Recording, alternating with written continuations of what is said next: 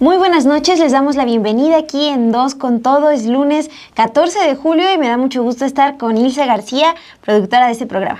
Muy buenas noches, Monse.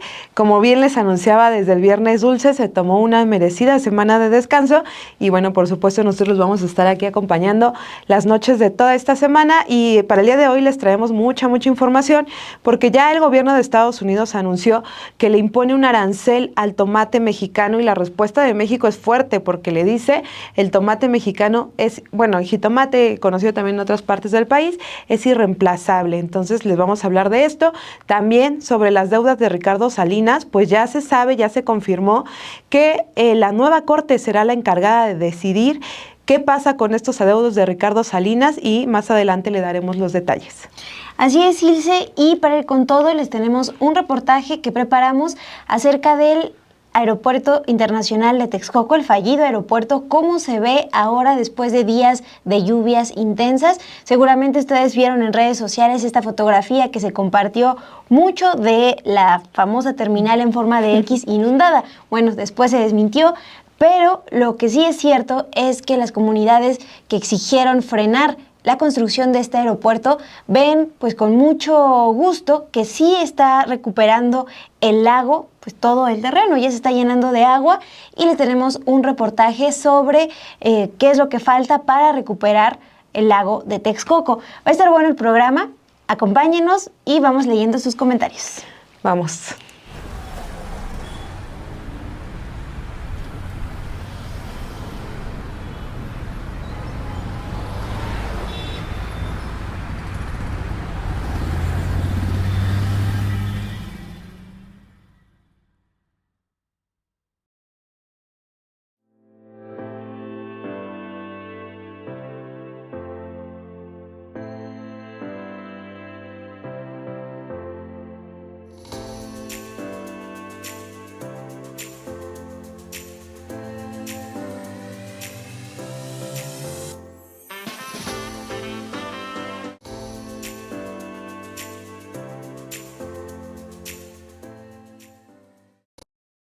Muy buenas noches, gracias por acompañarnos aquí en Dos con Todo, gracias a quienes van dejándonos su me gusta para llegar a más personas y a quienes nos saludan en el chat. Hugo González, Miguel Ayala, Brenda Medina nos manda saludos tanto a mí como a Ilse, que hoy está conmigo aquí conduciendo el programa, también Calibán, a Rodolfo Salas, les mandamos un saludo a Luz María, que está conectada, al igual que Mauro Gaona, que nos manda nos dice buenas noches. Buenas noches también para todas y todos ustedes. Y mira, veo aquí a Juan Fernando Santiago, que yo no lo había visto en el chat, al menos de aquí de Dos con Todo. Entonces, bienvenido y bienvenidas quienes vayan integrándose a este programa. Vamos a arrancar con la información de este lunes 14 de julio. Les tenemos detalles sobre Juan Manuel Muñoz Luébano. Él fue detenido recientemente por el Ministerio Público de la Federación en Torreón, Coahuila, y es señalado no solo por sus vínculos con el Huachicol, sino también por tener relación con los Moreiras, estos políticos pues conocidos por toda su historia en el PRI, por gobernar Coahuila. Y bueno, ahora sabemos de este empresario, Juan Manuel Muñoz Luébano, a quien las autoridades lo han identificado con el alias de El Mono, y bueno, también lo señalan por ser responsable de tráfico de drogas, tenencia ilícita de armas y blanqueo de dinero para el cártel de los Zetas en Europa. Vamos a ver la siguiente información que hace nuestro compañero Manuel González en un video que preparó la unidad de multimedia de Sin embargo. México arremete contra el poderío de la industria del robo de combustible y ahora, en medio de esa campaña en la que se ha enfocado el gobierno de Claudia Sheinbaum en sus primeros meses en el poder, se encuentra el empresario que trabajó para los Zetas, con vínculos con los hermanos Moreira, que gobernaron Coahuila y que ahora es señalado como parte de una presunta red de huachicoleo. En mayo pasado, Juan Manuel Muñoz Luébano, alias El Mono Muñoz, presunto responsable de tráfico de drogas, tenencia ilícita de armas y blanqueo de capitales para el cártel de los Zetas en Europa, fue detenido dentro de una agencia del Ministerio Público de la Federación ubicada en la colonia Luis Echeverría Álvarez de Torreón, Coahuila. Esto ocurrió luego de que Muñoz Luébano acudiera al lugar para intervenir en favor de 2 conductores de pipas que habrían sido detenidos por presunto robo de combustibles y quienes trabajaban para él. El mono fue detenido tras proferir amenazas contra policías de Torreón, además de la posible posesión de drogas. Horas después, el empresario fue liberado y sigue su proceso en libertad por las amenazas contra los agentes policiales. Pero la semana pasada, la Fiscalía General del Estado de Coahuila realizó un cateo en un rancho en el municipio de Arteaga vinculado a Muñoz Luébano. En la acción se aseguró una pipa, más de 15 tanques con hidrocarburo y se detuvo a 7 personas. Presuntamente, la empresa de Mono Muñoz, Cargo Gas, estaría involucrada en esta red criminal de huachicol fiscal. Se trata de otra modalidad, es combustible robado que entra al país por los puertos o de otra forma etiquetado como otro tipo de producto para evitar el pago de impuestos y una vez dentro del país es distribuido para su reventa ilegal.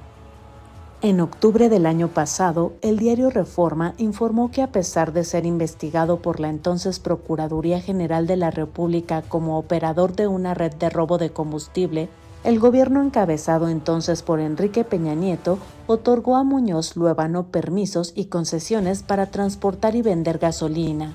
Esto ocurrió en 2017, cuando se negociaba la extradición a Estados Unidos del empresario. En 2019, el diario Reforma reveló que el exgobernador de Coahuila, el priista Humberto Moreira, habría negociado con las autoridades de Estados Unidos la entrega de información que llevó a la captura de Mono Muñoz, entonces operador financiero de los Zetas en Madrid, España. De acuerdo con el diario, el trato se habría llevado entre 2016 y 2019 entre agentes del FBI y otras agencias estadounidenses con Moreira, para así evitar acusaciones de nexos y vínculos con el operador financiero de los Zetas. En 2016, la agencia noticiosa EFE publicó que Muñoz Luébano había afirmado en una conversación telefónica mantenida desde España que el gobernador de Coahuila, Rubén Moreira Valdés, hermano de Humberto y también priista, se interesó por sus negocios para que le entregara una cantidad de dinero.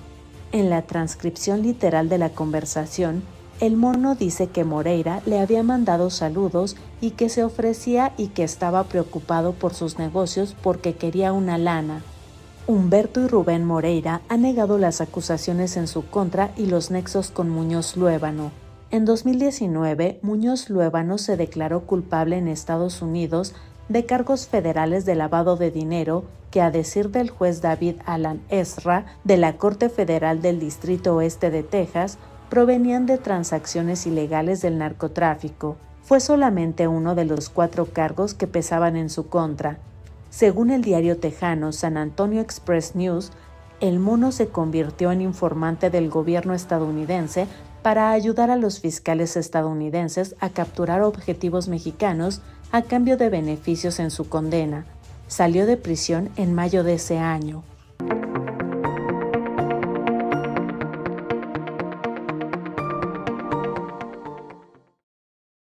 Nos vamos a ir con este reportaje de Obed Rosas, donde nos habla sobre el fugitivo Hernán Bermúdez Requena, quien es acusado de ser el jefe del cártel La Barredora de Tabasco, que fue designado secretario de Seguridad Pública de esa entidad durante el gobierno de Adán Augusto López Hernández, y bueno, fue ratificado cuando llegó el gobernador sustituto, Carlos Merino Campos, ya sabe, durante la campaña presidencial, quien ahora, esta persona, el gobernador sustituto, ahora es responsable de toda la red aeroportuaria del país y del abastecimiento de combustible para los aviones como director de aeropuertos y servicios auxiliares del gobierno de Claudia Sheinbaum. Bueno, contra Hernández Bermúdez Requena hay una orden de aprehensión que se habría librado en el pasado mes de febrero, poco después de un año después de su salida como titular de la Secretaría de Seguridad de Tabasco. Y bueno, ¿por qué se le acusa? Por crimen organizado. Durante su gestión se dio una descomposición en la seguridad ligada justamente a este grupo La Barredora. Bermúdez fue hombre de confianza e integrante de los gabinetes tanto de los exgobernadores priistas Manuel Gurría Ordóñez, Roberto Madrazo Pintado, Enrique Prieto Oropesa, Manuel Andrade Díaz, también como le mencionábamos de Adán Augusto López y Carlos Manuel Merino. Y bueno, Bermúdez es un ex policía de la Ciudad de México quien llegó a Tabasco de la mano del actual diputado federal de Morena y notario público Jaime Lastra Bastar, junto con Manuel Gurría Ordóñez, con quien trabajaron en la entonces Procuraduría General de Justicia y en la Dirección de Seguridad Pública de esa entidad. Vamos a ver en el siguiente reportaje más sobre este perfil. El fugitivo Hernán Bermúdez Requena, acusado de ser el jefe del cártel La Barredora de Tabasco, fue designado secretario de Seguridad Pública por el gobernador Adán Augusto López Hernández y fue ratificado por el gobernador sustituto Carlos Merino Campos, quien ahora es responsable de toda la red aeroportuaria del país y del abastecimiento de combustible para los aviones como director de aeropuertos y servicios auxiliares del gobierno de Claudia Sheinbaum. Merino Campos será ahora responsable de esa área, aun cuando en su gestión mantuvo como encargado de la seguridad a Bermúdez Requena, quien hoy está prófugo de la justicia. Se sabe que el ex jefe de policía se encuentra en Brasil, donde el gobierno mexicano busca que la Interpol lo arreste. Contra el exfuncionario hay una orden de aprehensión que se habría liberado el pasado febrero, poco más de un año después de su salida como titular de la Secretaría de Seguridad de Tabasco por crimen organizado.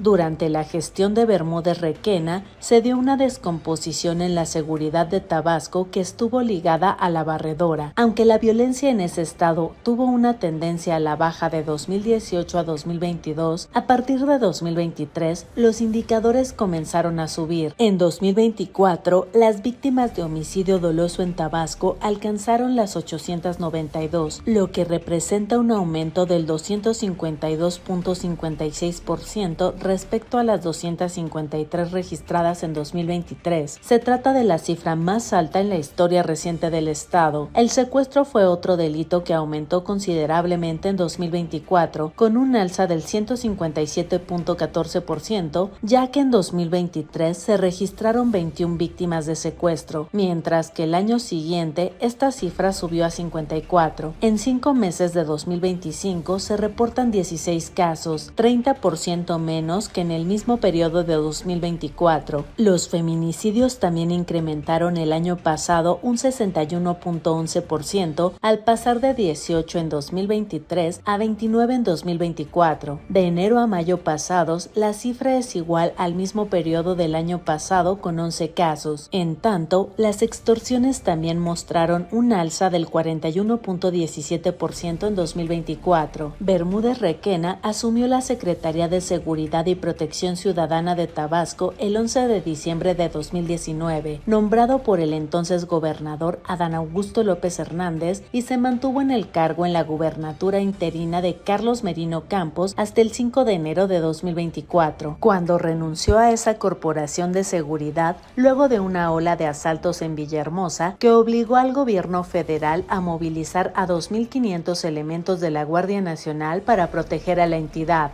En noviembre de 2024, el actual gobernador Javier May denunció ante la prensa que Hernán Bermúdez Requena era el verdadero líder de La Barredora, agrupación que se disputa el control criminal de la entidad con el cártel Jalisco Nueva Generación. Además, documentos de la Secretaría de la Defensa Nacional, filtrados por el grupo de hackers Guacamaya, dieron a conocer que Hernán Bermúdez era investigado desde 2022 por sus vínculos con un grupo criminal dedicado al tráfico de migrantes y al robo de hidrocarburos. Bermúdez fue hombre de confianza e integrante de los gabinetes de los exgobernadores priistas Manuel Gurría Ordóñez, Roberto Madrazo Pintado, Enrique Priego Oropesa, Manuel Andrade Díaz, Adán Augusto López Hernández, Carlos Manuel Merino, y llegó a Tabasco de la mano del actual diputado federal de Morena y notario público Jaime Lastra Bastar, junto con Manuel Gurría Ordóñez, con quien trabajaron en la entonces Procuraduría General de Justicia y en la Dirección de Seguridad Pública del Estado.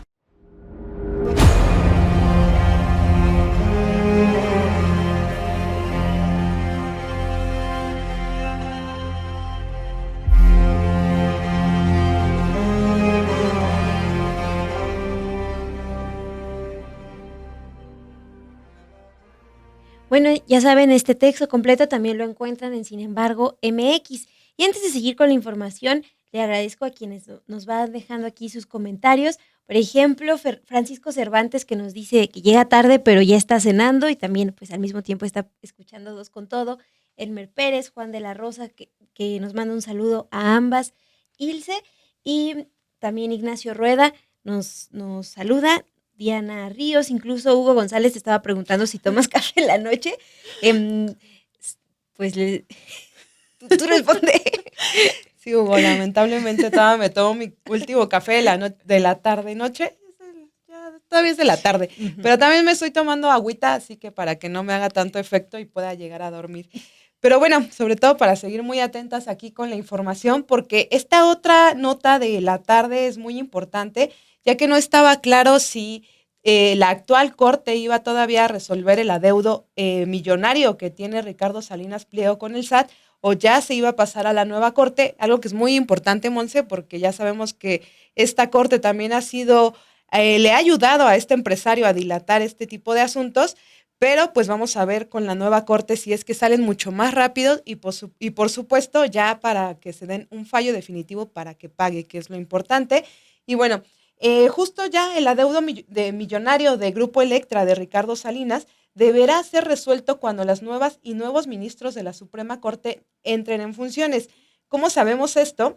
Este lunes, la segunda sala de la Corte hizo público su listado de temas a abordar durante la sesión a celebrarse el próximo 6 de agosto, que va a ser la última sesión de esta actual Corte en general. Y bueno, al revisar el documento, es posible notar que la revisión del amparo relacionado al caso Electra no forma parte de dicha sesión. El recurso en cuestión fue admitido por la Corte en julio de 2024 y se planeaba discutir en octubre de ese mismo año. Sin embargo, ya sabemos diversas prácticas dilatorias implementadas por Salinas y Electra, incluido el promover un impedimento en contra de las ministras Lenia Batres y Yasmín Esquivel, así como del ministro Pérez Dayán, han postergado tal discusión. De este modo, tocará ya a la nueva Corte, ya con Hugo Aguilar Ortiz a la cabeza, resolver el adeudo más bien, resolver este adeudo cuando ya se concrete el relevo de ministras y ministros que se va a llevar a cabo el 1 de septiembre. Y bueno, ¿cuánto debe Salinas Pliego? El adeudo que resolverá la nueva Suprema Corte corresponde a 3 créditos fiscales por un valor de 67 millones de pesos, 431.466.000 pesos y 18.555.467 pesos. Con las actualizaciones entre multas y recargos, la deuda de Salinas Pliego por estos 3 créditos fiscales supera los 35.000 millones de pesos, que de aprobarse estos proyectos de los ministros deben ser pagados de inmediato por el magnate. Pero esta no es toda la deuda de Ricardo Salinas Pliego, es casi la mitad, pero Salinas Pliego debe en total 63.000 millones de pesos. Y bueno, el 1 de septiembre llega la nueva Corte. Este va a ser uno de sus grandes pendientes y por supuesto que toda la gente que votó y votamos por esta nueva Corte estaremos muy pendientes de que por fin, y ojalá sea muy rápido, se lleve a cabo ya la revisión de estos adeudos de Salinas Pliego. Y también es importante destacar que más allá de la celeridad que le puedan dar los nuevos ministros y ministras, tendrán 6 meses para resolver este caso, Monse. Sí, es importante estar ahí al pendiente. Ya no falta mucho para que entren en funciones los nuevos ministros, pero pues estamos hablando de que son años los que se han tardado en resolver desde el Poder Judicial este adeudo millonario de Salinas Pliego. Y eso pues genera también muchas reacciones, no nada más aquí en el chat, pues hacen el recordatorio de los cobros excesivos de Electra, la exigencia pues para que Salinas Pliego pague todo lo que debe al SAT. Y seguimos, Ilse, con más información, con la información que tenemos para ustedes este lunes 14 de julio. Vamos con lo que informa la Fiscalía de Jalisco. Este fin de semana se difundió en redes sociales un feminicidio que fue captado por cámaras de seguridad y se ocurrió en Guadalajara, Jalisco. La Fiscalía de esa entidad informó el día de hoy que ya tiene identificado y giró una orden de aprehensión para detener al hombre responsable del feminicidio de Carla, una joven quien pues murió después de recibir disparos de arma de fuego en una calle en Guadalajara. El fiscal de Jalisco, Salvador González, informó en conferencia de prensa que este hombre fue identificado a través de las grabaciones de cámaras de seguridad. También informó que se localizó la camioneta que utilizó para escapar. Dijo que están investigando si el arma que usó este hombre está relacionada con algún grupo del crimen organizado. De acuerdo con el fiscal, el tipo de arma que utilizó es un arma larga y no es común que alguien tenga en su vehículo un arma así. Eso es lo que expuso el día de hoy el fiscal de Jalisco. También detalló que, lo contrario a lo que se ha informado en los últimos días, este hombre no tenía una relación sentimental con la víctima. Esta es lo que dice el día de hoy el fiscal. Como lo ha mencionado, la familia han reiterado que eran amigos. Es el dato concreto que tenemos en la carpeta. Desde luego se ha mencionado que eran pareja o alguna relación tenían, pero lo que tenemos hasta este momento es lo señalado propiamente por la familia. Bueno, reiterar que aunque dice que no hay una relación sentimental, bueno, sí eran conocidos, era un amigo de Carla, y lo que ha sucedido en las últimas horas es que distintos colectivos han exigido justicia para Carla. Por ejemplo, la colectiva Sororas Violetas Jalisco difundió en sus redes sociales el siguiente mensaje: no es normal que creas que alguien merece ser asesinada porque no reaccionas como tú esperas. Esto pues haciendo énfasis en que el video de este feminicidio generó muchos comentarios, incluso personas justificando este feminicidio. Entonces es una respuesta que da la colectiva Sororas Violetas Jalisco y agregan lo siguiente: no es normal que creas que una mujer se busca que la asesinen, y concluye con este mensaje, esta exigencia de justicia para Carla. Pues esa es la información que da a conocer hasta el momento la Fiscalía de Jalisco. Así es, Monse, vamos a dar seguimiento, por supuesto, a este indignante feminicidio que ocurrió el fin de semana, y más allá de la relación con la víctima, pues lo importante es que detengan a este sujeto. Pero vamos a continuar con la información, y es que la presidenta Claudia Sheinbaum anunció este lunes que presentará una demanda por difamación contra Jeffrey Lichman, el abogado de Ovidio Guzmán, hijo de Joaquín El Chapo Guzmán, luego de que el abogado acusó al Estado mexicano de proteger a otros líderes del narcotráfico. En la audiencia del 11 de julio que se realizó en Chicago, donde Ovidio Guzmán se declaró culpable de 4 cargos de narcotráfico, lavado de dinero y posesión de armas de fuego, el abogado Lichman calificó al gobierno federal como un brazo de relaciones públicas del cártel del Ismael El Mayo Zambada y cuestionó por qué México no fue incluido en el acuerdo de culpabilidad. Más bien él planteaba, por esto México no es incluido en este acuerdo. Hacía referencia a los cuestionamientos que la presidenta Claudia Sheinbaum hacía desde la conferencia matutina al gobierno de Estados Unidos para que se informe y se dé a conocer los detalles de este acuerdo con el hijo del Chapo Guzmán. Y el abogado decía que, según él, por esta razón, porque él dice que es el gobierno mexicano es el brazo de las relaciones públicas del cártel del Mayo, por eso no se le incluía en este acuerdo. Sin embargo, la presidenta respondió hoy a estos señalamientos y, bueno, primero dijo, no voy a establecer diálogo con un abogado de un narcotraficante, pero en segundo anunció que va a demandar a este abogado por esos dichos. Y este abogado también hablaba, por ejemplo, del caso del general Salvador Cienfuegos, quien fue detenido en Estados Unidos durante el gobierno del presidente López Obrador. El gobierno mexicano intercede para su extradición a México, y en México decía, por ejemplo, el abogado Seleccionera. La presidenta recuerda este caso y dice que ella misma ha pedido revisar el caso y dice, sí, no había pruebas para la detención del general. Entonces, es por estas conclusiones que la presidenta dice, va a haber una demanda contra este abogado por sus declaraciones, algo que ya había ocurrido en mayo de 2023 con el presidente Andrés Manuel López Obrador, quien también a su vez anunció una demanda, en ese caso, contra el entonces abogado de García Luna, quien también hacía declaraciones de que su gobierno del presidente López Obrador tenía nexos con el narco. Ahora la presidenta es quien dice lo siguiente. Vamos a escuchar lo que dijo esta mañana. Primero, no voy a establecer diálogo con un abogado de narcotraficante. Número 1. Número 2, vamos a presentar una demanda por difamación aquí en México, porque no se puede dejar pasar a través de la Consejería Jurídica. Y tercero, ya el contenido de lo que dijo, pues debe de, no en relación a mi persona, porque no vale la pena entrar a eso, sino en relación a lo que dijo sobre el caso Cienfuegos y otros temas, pues es importante que la Fiscalía aclare todo este tema, porque fueron muchas semanas. Ayer estaba revisando, bueno, desde el sábado estaba revisando el caso Cienfuegos, lo que se dijo aquí en la mañanera con el entonces presidente López Obrador, y entonces tiene que aclararse todo ese tema porque es muy claro que había inocencia.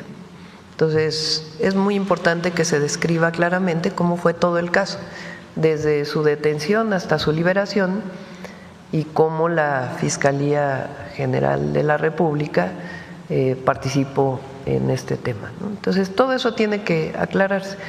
Por lo demás, nosotros hacemos nuestro trabajo. Nosotros no solamente es lo que decimos, sino los resultados. No establecemos relación de contubernio con nadie.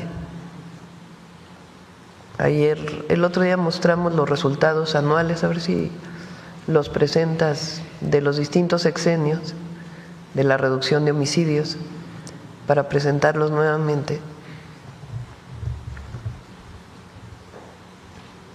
Pues para que se vea que no es un asunto solamente de decir que no establecemos relaciones de contubernio, que estamos trabajando para pacificar el país y para que no haya violencia, que haya tranquilidad, que haya paz.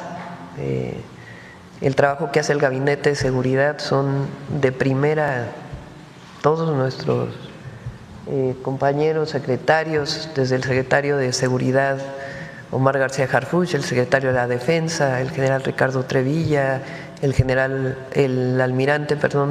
de Marina, el almirante Raimundo Morales, todo el Gabinete de Seguridad que trabaja permanentemente en coordinación con la Fiscalía. Y vamos ahora con información sobre este arancel que anunció el día de hoy el gobierno de Estados Unidos. El Departamento del Comercio de ese país anunció que impondrán un arancel del 17.09% a las importaciones del tomate fresco provenientes de México. Esto marcaría el fin del acuerdo de suspensión de la investigación antidoping, un acuerdo que está vigente desde el 2019. En un comunicado, el Departamento de Comercio estadounidense dijo que al terminar este acuerdo del 2019, suspende la investigación de derechos antidoping sobre los tomates frescos de México, y agregó que los derechos antidoping se calculan para medir el porcentaje por el cual los tomates mexicanos se han vendido en los Estados Unidos a precios que califican como injustos. El gobierno de Donald Trump justificó esta medida como una acción para proteger a los productores estadounidenses y está argumentando que el acuerdo del 2019 no logró evitar la competencia desleal.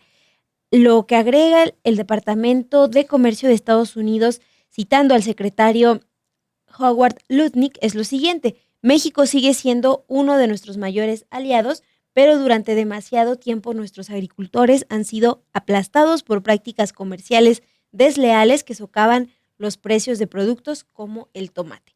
Eso es lo que está mencionando el gobierno de Estados Unidos. Ya por la tarde, las Secretarías de Economía y de Agricultura de México informaron en un comunicado conjunto que fueron notificados hasta el día de hoy de esta decisión. Calificaron la imposición de este arancel como una medida injusta porque dice que va en contra de los intereses no solo de productores mexicanos, sino de la industria estadounidense. Es importante lo que responden tanto la Secretaría de Economía como la Secretaría de Agricultura, porque defiende lo siguiente: el terreno que ha ganado el tomate fresco mexicano en Estados Unidos deriva de la calidad del producto y no de práctica desleal alguna. También detallaron que el gobierno de México acompañó en los últimos 90 días a productores de tomate en la negociación con sus contrapartes estadounidenses, y de acuerdo con la información que dan a conocer el día de hoy estas secretarías, los tomateros mexicanos expusieron distintas propuestas para tratar de llegar a un acuerdo, pero aunque eran positivas para Estados Unidos, no fueron aceptadas, de acuerdo con estas secretarías, por razones políticas. Algo que también es importante es que el gobierno mexicano recordó que desde 1996 productores estadounidenses de tomate solicitaron una medida cautelar alegando un presunto doping por parte de exportadores mexicanos. Pero, pues esta medida cautelar ya se ha suspendido en 5 ocasiones. La última en 2019, que es por este acuerdo que les comentábamos, estaba vigente desde ese año. Y lo que señala hoy el gobierno mexicano también es que pues será imposible sustituir al tomate mexicano. Da un dato importante: 2 de cada 3 tomates que se consumen en Estados Unidos son cosechados en México, por lo que esta medida no solo afectará al bolsillo de los consumidores estadounidenses, sino que será imposible sustituir al tomate mexicano. Lo que también informó el gobierno de México es que continuarán acompañando a los productores de tomate nacionales para buscar un acuerdo y suspender este arancel al tomate. Algo que también les recordamos ocurrió en 2019 y recordó el gobierno de México que en esa ocasión, en 2019, estos diálogos lograron que el acuerdo fuera restituido 4 meses después. Y hay antecedentes entonces de pues de estas amenazas y decisiones que toma Donald Trump de imponer aranceles a productos mexicanos, Ilse. Así es, Monse, y bueno, por un lado ya vuelve a ratificar este arancel al tomate mexicano, pero por el otro, pues ya sabemos que las redadas en Estados Unidos pues continúan justamente en lugares donde se cosecha verdura, donde se cosecha frutas, donde trabajan, por supuesto, muchos migrantes, muchos de ellos mexicanos. Entonces, por un lado va a subir el arancel que se lleva de México hacia allá, y por el otro, pues tampoco está permitiendo que los trabajadores allá trabajen, pues la mayoría migrantes, que trabajen libremente en los campos de Estados Unidos. Y justo hablando del tema de las redadas, la semana pasada, el día jueves, les informamos sobre esta redada que se dio allá en campos de California, donde hubo incluso por parte de las autoridades de Estados Unidos gaseo contra los migrantes que se manifestaban en contra de esta redada que se llevaba a cabo. Pues el día de hoy ya tenemos un dato del Departamento de Seguridad Nacional sobre cuántas personas fueron detenidas durante esa redada. Se habla de 361 migrantes detenidos con esta actualización que se da el día de hoy, y bueno, entre ellos hay 14 menores. Vamos a darles esta información publicada por La Opinión, esta nota de Ricardo Roura, donde habla que estas redadas de inmigración en el condado de Ventura dejaron estas 361 personas detenidas, entre ellas 14 niños, y este dato es del Departamento de Seguridad Nacional. También detalla que la operación de control migratorio con órdenes de arresto se llevó a cabo en 2 instalaciones de Glasshouse Farms, en Camarillo y en Carpintería, que son plantaciones de cannabis, y se desarrolló en forma simultánea aproximadamente a las 8:30 de la mañana. Esta nota detalla también que la secretaria del Departamento de Seguridad, Tricia McLaughlin, dio a conocer lo siguiente: nuestros valientes agentes también arrestaron a al menos 361 migrantes indocumentados, incluidos delincuentes con condenas por violación, robo, en serie, atropellos y fugas, así como conducción bajo los efectos del alcohol o drogas. Esta información ya saben que dan cuando se llevan a cabo estas redadas, tampoco se da con suficiente información para corroborar lo que se está diciendo. Esta subsecretaria también detalló: como afirmó la secretaria Christine Noem, se está convirtiendo rápidamente en uno de los operativos más grandes desde que el presidente Trump asumió el cargo. Que se llevó en estos campos, donde la semana pasada les mostrábamos estos videos donde sí había un enfrentamiento entre las autoridades y los migrantes que fueron gaseados. Se podía ver ahí corriendo, incluso niños corriendo de estos gases que se lanzaron ese día. Por ejemplo, el Departamento de Seguridad de Estados Unidos identifica a presuntos criminales violentos y peligrosos entre estos detenidos. Por ejemplo, dice que Román Izquierdo de México fue condenado por secuestro, intento de violación e intento de abuso sexual infantil y deportado previamente en 2006. Habla de otro mexicano, Juan Duarte Velázquez, que fue condenado por violación y por conducir bajo la influencia del alcohol. También habla de un ciudadano, por ejemplo, de El Salvador, José Arellano, que dice, este departamento tiene 3 condenas por robo y una por conducción bajo los efectos del alcohol.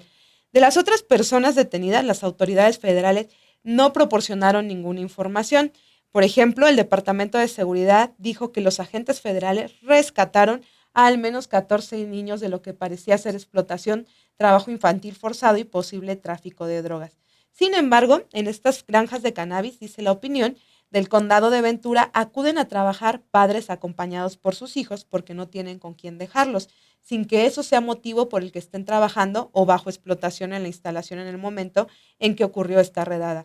En California, detalla también la opinión, la producción y venta de cannabis están regulados, por lo que los centros de cultivo están permitidos. El día que ocurrió la redada en Camarillo, la comisionada de Aduanas y Protección Fronteriza, Rodney Scott, dijo en una publicación en redes sociales que Glass House Farms sería investigado por violaciones de trabajo infantil. Sin embargo, pues como bien detalla este medio, La Opinión, que es especializado en temas también de migración, pues muchos de los menores que estaban ahí estaban con sus padres, los padres eran los que estaban trabajando, y en estos videos se podía ver cómo iban corriendo así de la mano de sus papás y así. E incluso esta información que da el Departamento de Seguridad de que ahí había 4 criminales, pues una cosa es ir por 4 personas y otra ir por 326 en una redada donde hubo de todo ese día, y además hablar de explotación infantil. Estos menores tampoco se sabe en este momento si están con sus papás detenidos, si están solos. Pues también son muchas dudas sobre esta redada, Monse, que aunque le intenten justificar de cualquier forma, pues es parte de esta política migratoria de Donald Trump, que cada vez está dejando más casos como estos. Sí, Ilse, y que pues se ha caracterizado por criminalizar, ¿no?, a las personas migrantes, porque pues justamente decías, aunque se traten de justificar diciendo, vamos, detuvimos a estas 4 personas con estos antecedentes, pues lo cierto es que los han detallado aquí también en entrevista distintos activistas que trabajan con personas migrantes en Estados Unidos, pues que no preguntan si tienes o no estos documentos, no están justificadas estas redadas, llegan a los espacios de trabajo sin ningún respeto a los derechos humanos de estas personas que están trabajando en Estados Unidos. Entonces, pues importante matizar esta información que comparte el Departamento de Seguridad Nacional de Estados Unidos, Ilse. Y con esa información, pues vamos a regresar aquí a México, al anuncio que hace esta mañana el gobierno mexicano, particularmente el Infonavit, el Instituto del Fondo Nacional de la Vivienda para los Trabajadores, porque este lunes dio detalles sobre la apertura de la convocatoria del programa Vivienda para el Bienestar, un programa que, según ha dicho el Infonavit, busca garantizar el acceso a casas dignas, seguras y a bajo costos para personas con ingresos limitados. Esa es una primera etapa y la oferta se está concentrando en Ciudad Victoria, Tamaulipas, donde se van a entregar hasta 362 viviendas nuevas. El director general del Infonavit, Octavio Romera Oropesa, detalló que se enviaron cerca de 2,000 cartas personalizadas a derechohabientes del instituto en esa entidad como parte del proceso de preselección, pero que cualquier trabajador o trabajadora que esté dado de alta puede participar si cumple con los requisitos. Estas casas forman parte del fraccionamiento Nuevo México y cada una tiene una superficie de 60 metros cuadrados. Son viviendas, de acuerdo con lo que ha dicho el Infonavit, pensadas para quienes buscan una opción básica, pero funcional y en una ubicación urbana. ¿Cómo y cuándo registrarse? Estos son los datos que da a conocer el Infonavit. El registro estará abierto hasta el 15 de agosto del 2025 y se puede realizar de 2 maneras. En línea, a través del sitio oficial del Infonavit, que es www.infonavit.org.mx, aunque también puede hacerse de forma presencial al acudir a la sede del instituto en Ciudad Victoria, que está en la avenida Lázaro Cárdenas, es la planta baja, en el fraccionamiento México. Y lo que detalla hoy el Infonavit es que los requisitos para poder participar es el ser derechohabiente del Infonavit con relación laboral vigente, tener actualizado el expediente personal en el portal del Infonavit, no haber recibido previamente un crédito del Infonavit, también tener ingresos limitados y necesidad comprobable de vivienda.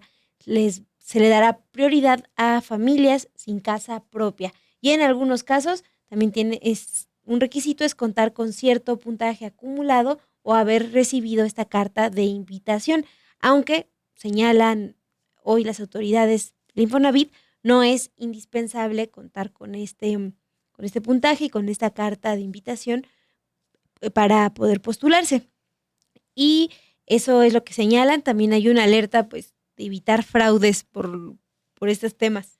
Así es, Monse, pues a la par de que se informan de estos programas sobre vivienda social, también la secretaria de Desarrollo Agrario Territorial y Urbano, Edna Elena Vega, alertó esta mañana de que siguen operando redes de fraude que engañan a personas con supuestos gestores o intermediarios que prometen inscribir a las personas en estos programas del gobierno federal para acceder a vivienda a bajo costo. Ella dijo es totalmente falso, el único canal oficial es directamente con las instituciones que participan en el Sistema Nacional de Vivienda, como lo veíamos con el Infonavit o con el Conavi. Entonces tengan ustedes mucho cuidado porque a la par de que están llevándose a cabo y avanzando estos programas de vivienda social, también ya está habiendo mucho fraude.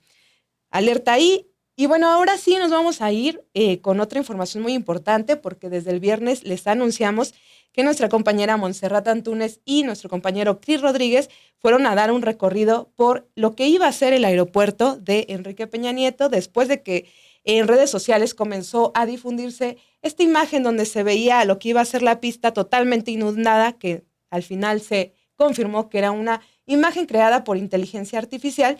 Pues la gente de Texcoco sí quiso dar un recorrido por la zona para dar cuenta de verdad cómo se está viendo esa zona que iba a ser un aeropuerto que no luce como estaba en esa imagen, pero sí ya está volviendo el agua a esa zona.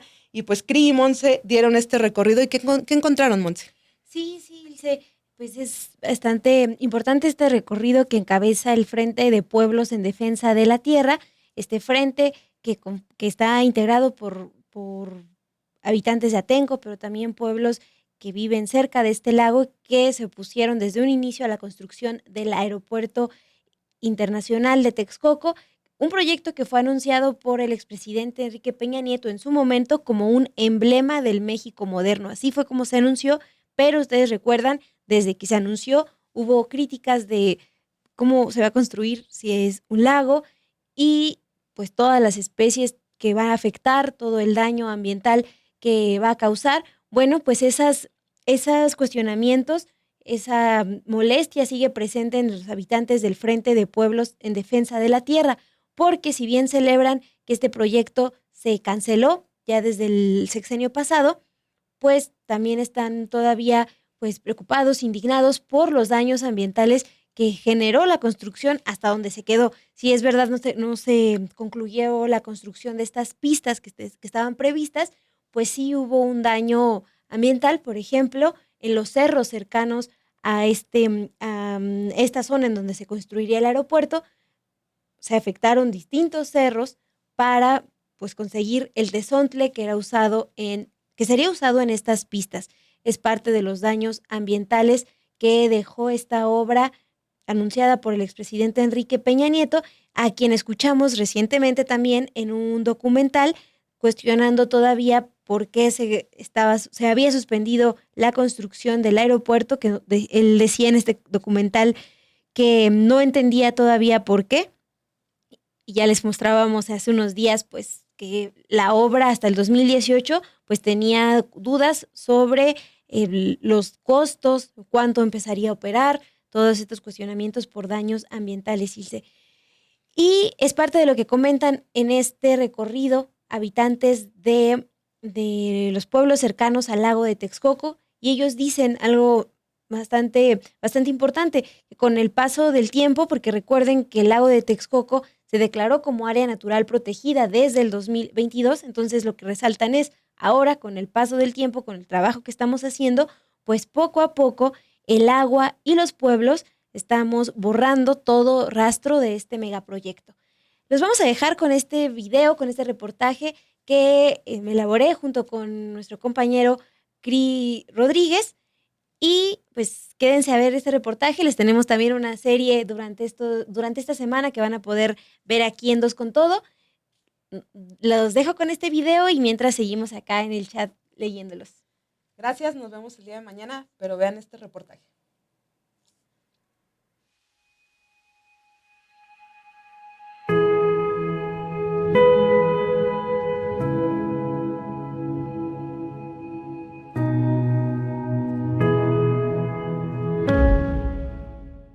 La terminal en forma de X de lo que sería el nuevo Aeropuerto Internacional de Texcoco está parcialmente cubierta después de días de lluvias intensas. Para integrantes del Frente de Pueblos en Defensa de la Tierra, esto es una muestra de que el lago de Texcoco y sus pueblos continúan borrando el rastro del fallido aeropuerto.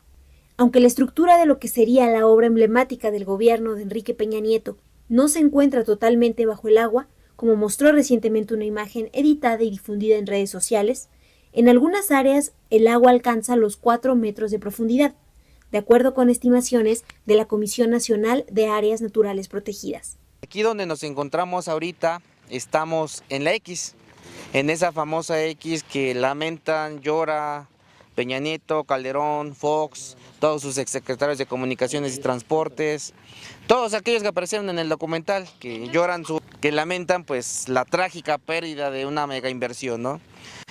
Miren, realmente aquí donde estamos, que pueden observar, lo que vemos es cómo el agua, lo que siempre dijimos, recupera su espacio y está buscando restaurarse este sitio, que si bien Calderón dijo esto no es un lago, pues creo que él está acostumbrado a viajar fuera del país para conocer lagos, para no conocer su mismo territorio nacional. Esto que es el relicto del lago de Texcoco, aquí vemos lo que existe, lo que sigue existiendo y lo que la naturaleza misma pelea por seguir recuperando su territorio, su espacio. Aquí donde nos encontramos ahorita hay almacenados 3 millones de metros cúbicos de agua. Este cuerpo de agua que pareciera muy superficial tiene en su punto más alto, o más alto, el menos bajo, tiene 4 metros de profundidad. Estamos hablando de que hoy tenemos un mega espacio que ya estaba, pero ahora tiene concreto, del lago, de agua en el lago de Texcoco. Yo creo que muchos de ustedes vieron no sé si lo hicieron con la intención de burla, mofa o otra intención, esa famosa imagen del lago, la X super inundada.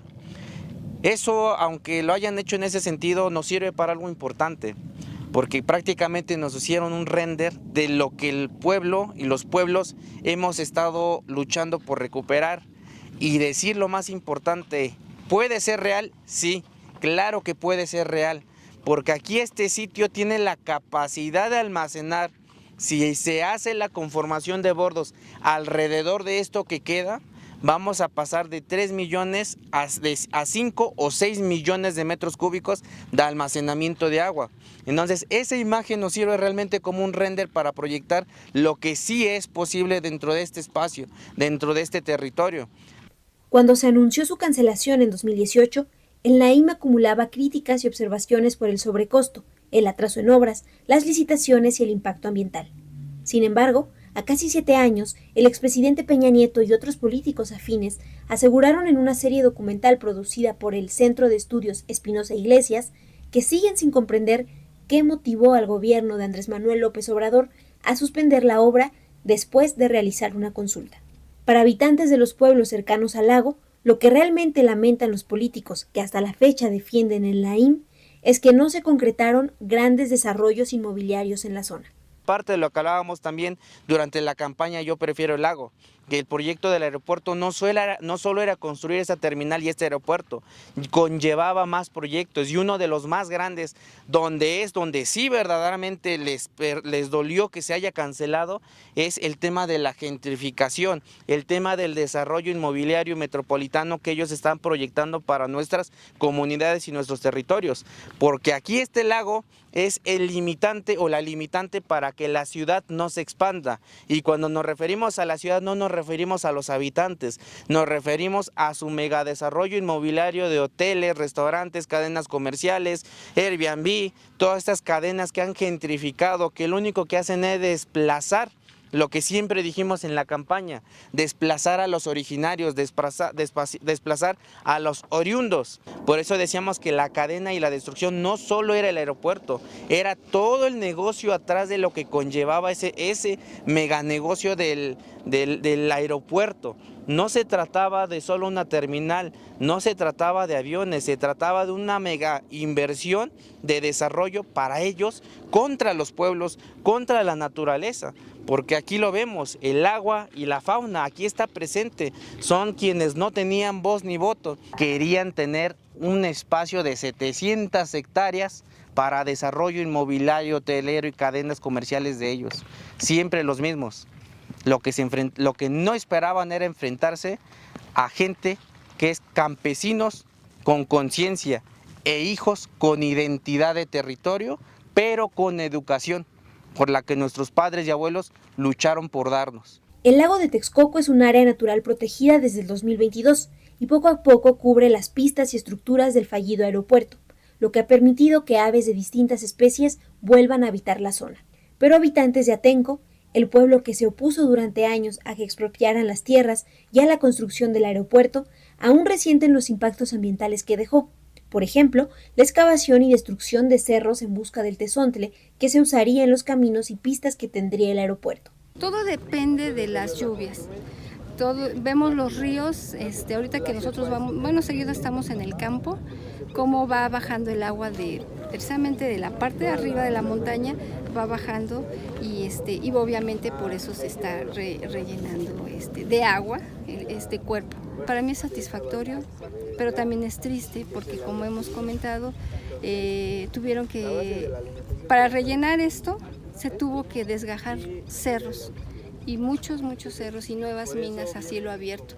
Todo eso es preocupante porque es un desequilibrio ecológico, ambiental. Esta X para nosotros significa devastación de las montañas de la zona oriente del Valle de México, significa impunidad, significa muerte, porque todo esto fue a la fuerza, fuera del marco legal. Eso es una X que en tiempos pasados para nosotros era agua, era vida. Y por eso cada que vengo me da mucho coraje. Estamos pisando parte de nuestras montañas.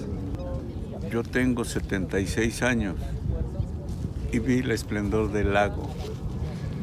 Y cuando pasaban en las noticias la X, que era como estacionamiento de los aviones, era un dolor, una rabia, en donde decía yo, ¿por qué?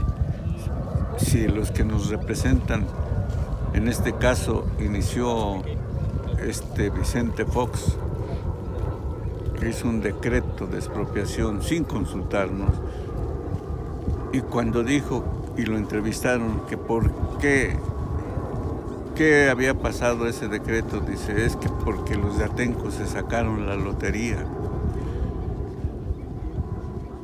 7 pesos con 20 centavos el metro cuadrado. Entonces, no nomás es la X, es todo lo que vemos. Es un dolor que sentimos, una rabia, porque es una devastación a toda esta zona. El área natural protegida Lago de Texcoco abarca 14,000 hectáreas.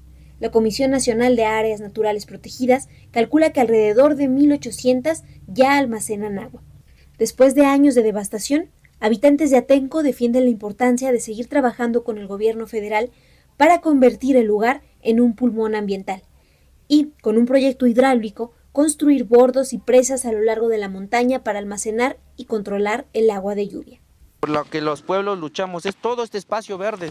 De hecho, nosotros estamos aquí en la X, casi en el centro de la X.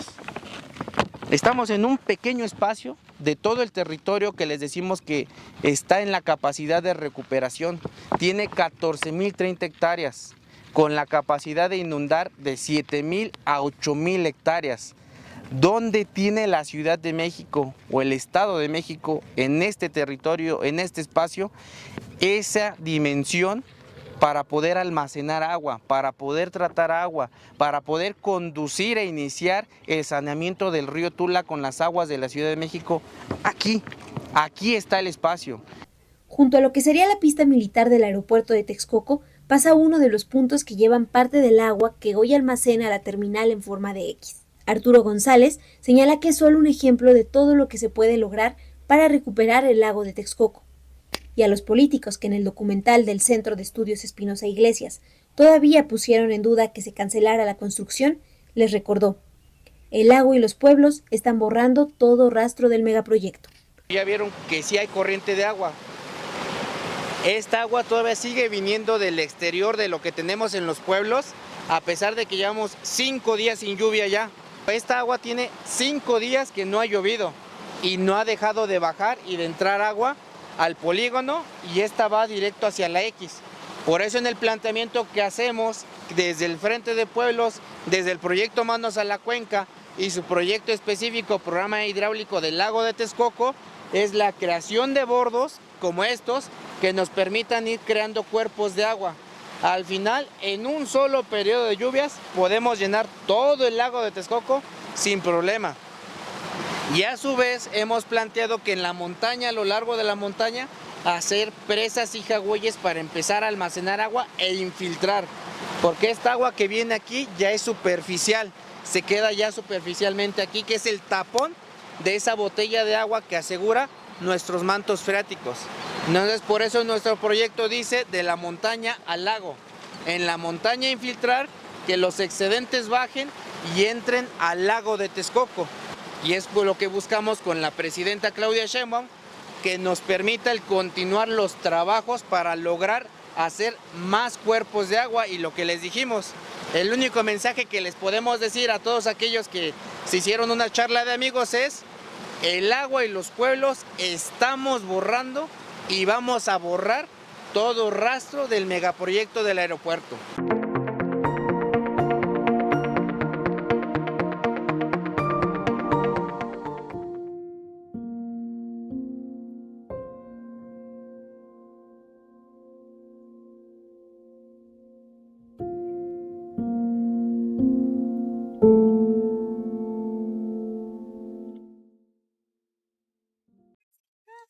Macizos gigantescos y eternos.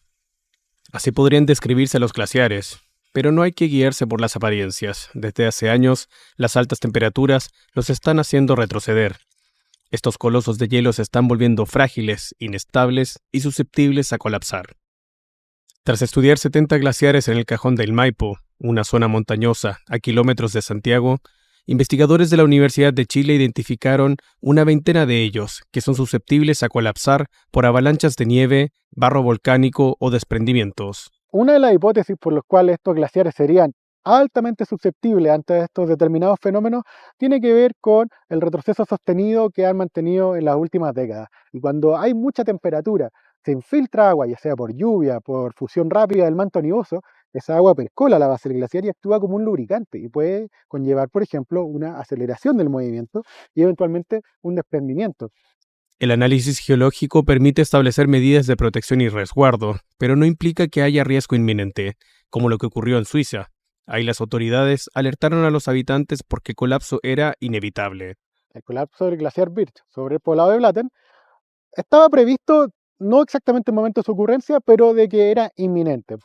La crisis climática está acelerando el derretimiento de los glaciares, que almacenan el 70% del agua dulce del mundo, una amenaza existencial para toda la población mundial.